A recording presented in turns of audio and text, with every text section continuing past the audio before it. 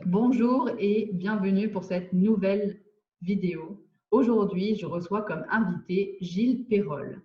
Bonjour Gilles, Bonjour Inès. est-ce que vous voulez bien vous présenter pour celles et ceux qui ne vous connaissent pas encore, s'il vous plaît? Alors, je suis adjoint au maire de la ville de Montsartou, dans les Alpes-Maritimes, délégué à l'enfance, l'éducation et à l'alimentation. Super.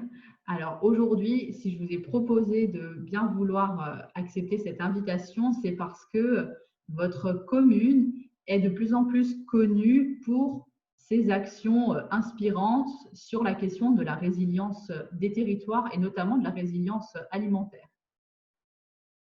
La première question qu'on peut se poser, c'est finalement comment est-ce que cette démarche, elle a commencé?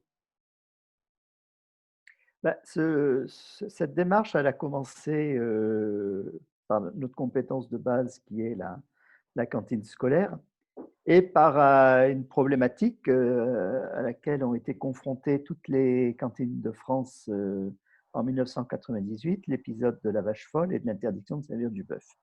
Et nous, à cette date-là, on a décidé du coup, de jour au lendemain, de basculer à du bœuf bio. C'était notre première prise de conscience que le mode de production pouvait changer la qualité alimentaire et ses effets sur la santé et l'environnement.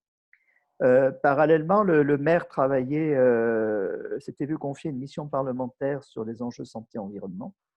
Et en travaillant avec beaucoup de scientifiques sur de nombreuses thématiques, pas que sur l'alimentation, mais aussi sur l'alimentation.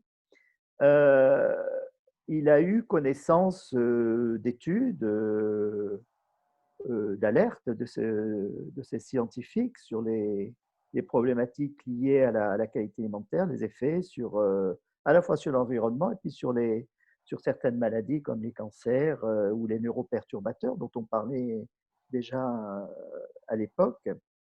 Et la décision que nous avons prise, nous, élus de la commune, c'est d'entendre ces alertes, d'essayer de mettre en place un principe de précaution et donc de construire des politiques publiques qui tiennent compte de ces enjeux. Donc on l'a fait aussi bien sur l'énergie, la qualité de l'air, les ondes, mais aussi sur l'alimentation. Et c'est comme ça qu'on a décidé d'abord de revoir tout l'équilibre alimentaire de notre cantine et en 2008, on a décidé d'aller vers une cantine 100% bio pour répondre à ce double objectif de santé alimentaire. Et de fil en aiguille de ce projet de cantine scolaire 100% bio, ça a tellement modifié les pratiques de nos habitants. 87% des familles ont déclaré avoir changé leurs pratiques alimentaires à partir de ce que les enfants mangeaient à la cantine, qu'on a souhaité créer un projet beaucoup plus global pour l'ensemble des habitants de la commune à travers la maison d'éducation à l'alimentation durable. D'accord. Alors justement, c'est vrai que la question, même si vous y avez déjà un peu répondu, c'est finalement quelle est la place de la collectivité sur cette question-là de résilience des territoires, mais pour aujourd'hui de en fait l'alimentation. Ben, effectivement, la compétence alimentation est une compétence d'État.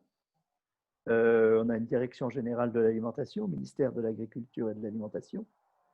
Et c'est une compétence qui n'est pas déclinée à d'autres niveaux que l'État. Il y a les services déconcentrés de l'État en région, mais on ne voit jamais de cette compétence dans les collectivités, que ce soit les régions, les départements, les communes et les intercommunalités. Et nous, nous avons décidé de s'autosaisir de cette compétence parce qu'on pense qu'au niveau local, on a beaucoup de choses à faire sur l'alimentation et que l'alimentation est en fait un petit peu le ferment transversal de beaucoup de compétences de la collectivité, parce que pour avoir une résilience alimentaire sur les territoires, il faut travailler sur l'urbanisme, il faut travailler sur la santé des habitants, il faut travailler sur l'accessibilité sociale d'une alimentation de qualité, il faut travailler sur l'éducation, il faut travailler sur la culture pour que les connaissances scientifique et que les habitudes culturelles alimentaires soient partagées. Donc, vous voyez qu'on peut comme ça, avec cette thématique, cette compétence de l'alimentation, mobiliser toutes les politiques publiques d'une commune. Et c'est ce que nous avons décidé de faire à Montsartou. Et c'est pour ça peut-être que notre commune est un petit peu en avance aujourd'hui sur ces projets alimentaires. Du coup, ce projet, vous le menez en collaboration avec d'autres structures. Il me semble avoir vu qu'il y a de nombreux acteurs qui travaillent avec la collectivité. Comment est-ce que ça s'incarne au quotidien de mener comme ça un projet collectif autour de cette thématique de la résilience alimentaire? Effectivement, on a toujours pensé que on devait être ouvert sur le monde et ouvert à la connaissance. C'est-à-dire que pour mener de bonnes politiques publiques, il faut savoir se remettre en question, il faut savoir observer l'évolution de notre société, l'évolution des enjeux. Il y a 50 ans, on n'aurait peut-être pas parlé d'enjeux climatiques. Aujourd'hui, c'est au cœur des problématiques. Et ceux qui ne regardent pas ce qui se passe ou qui n'écoutent pas les scientifiques n'arrivent pas à être assez réactifs et à faire évoluer leur politique publique. Donc déjà, il y a cet esprit d'ouverture et de curiosité qui est extrêmement important pour les élus et puis pour les techniciens de la collectivité. Et le deuxième point, effectivement, je veux dire, une fois qu'on est curieux, il y a tellement de choses à faire en fait qu'il faut savoir s'entourer de personnes qui vous aident à aller plus vite, plus loin, plus fort. Et nous, notre comité de pilotage de la Maison d'éducation et alimentation durable, effectivement, elle comprend de nombreux partenaires, des partenaires institutionnels classiques, mais aussi de nombreux universitaires, de nombreux acteurs de terrain qui, de par leur connaissance, nous aident à la fois à évaluer nos actions, mais surtout à ouvrir de nouvelles pistes et de nouveaux chantiers pour essayer d'être encore plus performants et de mieux répondre à cette nécessité de changement, de renforcement de la résilience, parce que l'urgence climatique fait qu'on n'a plus le temps. Et si on ne va pas vite, on va dans le mur.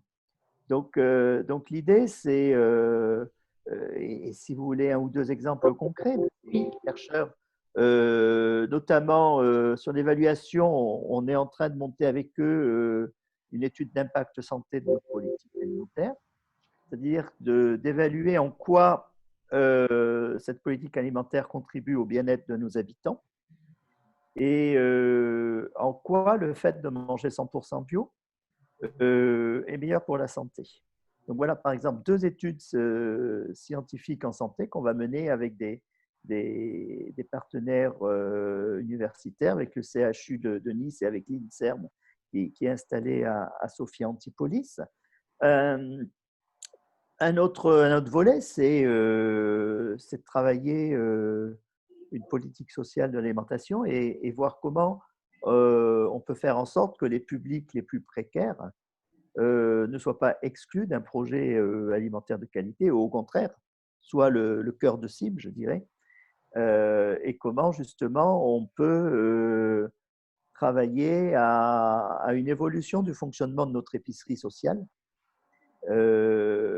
D'abord, qui offrirait des produits de meilleure qualité que ce qu'offre actuellement l'aide alimentaire départementale, mais aussi comment peut-être intégrer cette aide alimentaire dans un système plus inclusif, où en fait, dans cette épicerie, on ne trouverait pas que des pauvres, on trouverait d'autres habitants et une mixité sociale plus forte. Voilà deux exemples, et il y en aurait beaucoup d'autres comme ça qui montrent comment, avec ces chercheurs, on ouvre de nouvelles thématiques. Alors justement, est-ce que vous pouvez résumer de quoi se compose ce projet qui est présent sur votre territoire? Parce qu'aujourd'hui, on entend parler de plusieurs façons d'agir en fait là-dessus, mais dans votre territoire, comment est-ce que en fait ça s'incarne? Est-ce que c'est des jardins? Est-ce que c'est une régie? Quelle forme concrète ça prend chez vous? Alors, c'est résumé, c'est difficile. Rapidement, c'est difficile. On fait énormément de choses.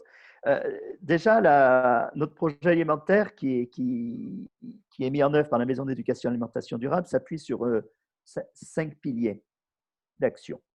Le premier pilier, c'est installer des agriculteurs, parce que la première des choses à faire quand on veut faire de la résilience alimentaire, c'est pouvoir construire sa souveraineté alimentaire en produisant sur son territoire ou au moins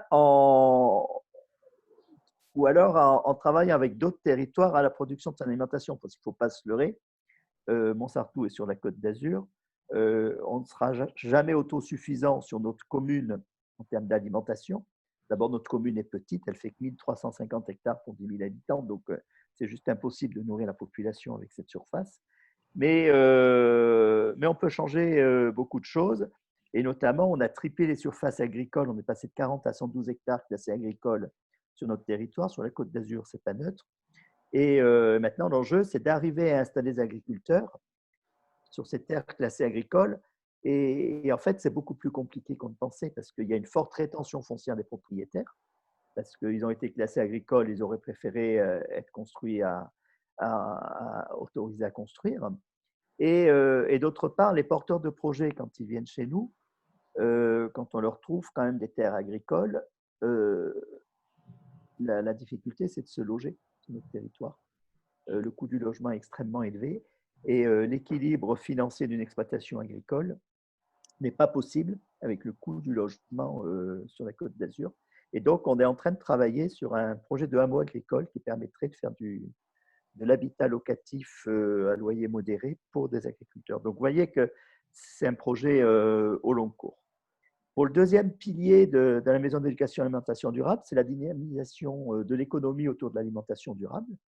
C'est créer cette activité, alors certes par l'installation d'agriculteurs, mais aussi par tout ce qui est commerce qui peut permettre d'accéder à cette alimentation durable et plutôt des petits commerces en circuit court et de proximité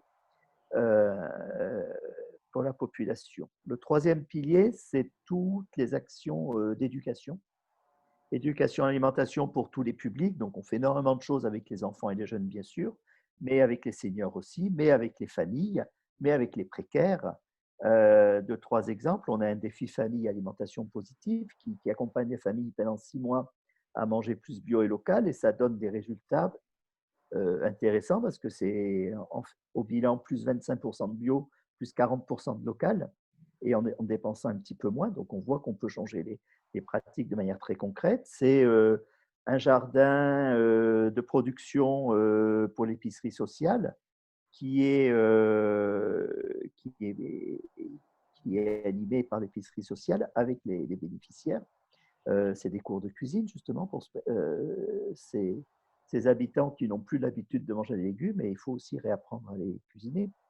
Voilà quelques petits exemples d'éducation.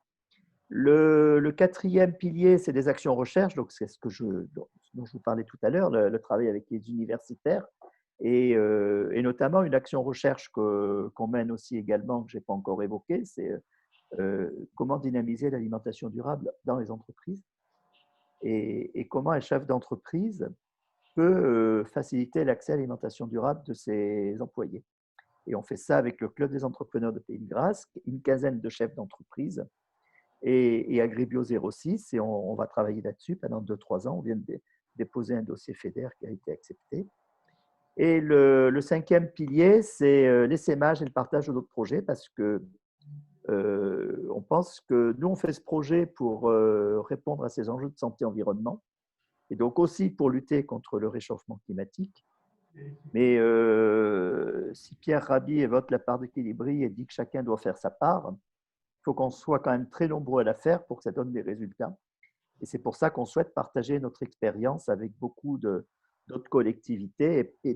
Par exemple, de 2016 à 2019, on a partagé notre projet avec 200 collectivités en France, 50 en Europe, puis quelques-unes un peu plus éloignées. Donc, on voit qu'on arrive à semer des petites graines sur d'autres territoires aussi. Super. Alors justement, pour terminer, quels conseils vous auriez à donner à celles et ceux qui vont regarder cette vidéo? Parce que finalement, à partir du moment où on a envie d'entreprendre une telle démarche, c'est vrai que ça peut faire peur. On peut se dire, mais comment je vais prendre le sujet, qu'on soit élu, qu'on soit citoyen, qu'on soit chef d'entreprise. Vous, de par votre expérience maintenant qui en fait remonte déjà, puisque vous m'expliquiez que votre déclic, c'était 1998 avec la crise de la vache folle. Quels conseils vous avez à partager? Le premier point important, je pense que un projet ne peut réussir que si on en a une vraie vision et une vraie ambition. C'est-à-dire que c'est pour ça que la prise de conscience et l'ouverture sur le monde est importante pour construire cette vision de qu'est-ce qu'on veut construire et de s'autoriser à être utopique. Moi, je crois beaucoup aux utopies réalisées, c'est-à-dire que si on n'avait pas dit à un moment on veut une alimentation 100% bio, alors que le Grenelle prévoyait 20%, on ne serait pas à 100%. Donc, il faut oser être très ambitieux dans ces objectifs parce que si vous avez un objectif ambitieux, vous allez mettre en œuvre une capacité de travail et de projet à la hauteur de cet objectif et pas à la hauteur d'un objectif trop faible. Mais pour autant, il ne faut pas vouloir aller trop vite et tout faire tout de suite. Comme vous le dites, nous, il y a un peu plus de 20 ans qu'on travaille ce projet. Il y a eu des phases d'accélération, des phases plus calmes. Et moi, je crois beaucoup aux projets qui avancent par étapes, surtout pour permettre de le co-construire avec les acteurs. C'est-à-dire que si on va trop vite pour changer la restauration collective, on va perdre le personnel. Si on n'associe pas les habitants à un projet alimentaire, eh ben, ils ne vont jamais adhérer au projet. Et puis, en fait, on va travailler pour pas grand-chose. Donc, prendre le temps de la méthode, prendre le temps de la construction du projet avec les acteurs du territoire, ça demande un certain temps, et avoir un objectif ambitieux qu'on atteint par étapes. Et c'est ce que je dis souvent aux gens qui viennent visiter notre projet, c'est qu'il ne faut pas qu'ils repartent en se disant ouais, ce projet il est super, mais il est inatteignable. Non, notre projet il est atteignable par tout le monde. Simplement, ça ne se fait pas d'un coup de baguette magique. Et le dernier point qui est important, je pense, c'est de ne pas travailler seul. C'est aussi de travailler justement en relation avec des territoires qui ont déjà avancé. C'est pour ça qu'on a fait ce 5e pilier de partage et de dissémination du projet, qu'on a construit des outils de transfert, qu'on a construit une formation universitaire, qui est un diplôme universitaire chef de projet alimentation durable avec l'Université Côte d'Azur, où on forme et en 3 ans, on a déjà formé 47 personnes à mener des projets alimentaires sur les territoires. Voilà, c'est aussi ce qui permettra d'aller plus vite, c'est de se nourrir de l'expérience des autres et c'est ce qu'on partage bien volontiers. Eh ben, je pense que c'est une magnifique conclusion. Alors pour les personnes qui nous regardent, je vous mettrai dans la description tous les liens de la commune, de leur projet. En tout cas, merci d'avoir accepté de partager votre expérience en espérant que ça inspire déjà le territoire Fort-Bachois sur lequel je me trouve et bien d'autres encore. Et puis, je vous souhaite une belle poursuite dans ce projet et je vous dis à très bientôt pour un prochain épisode.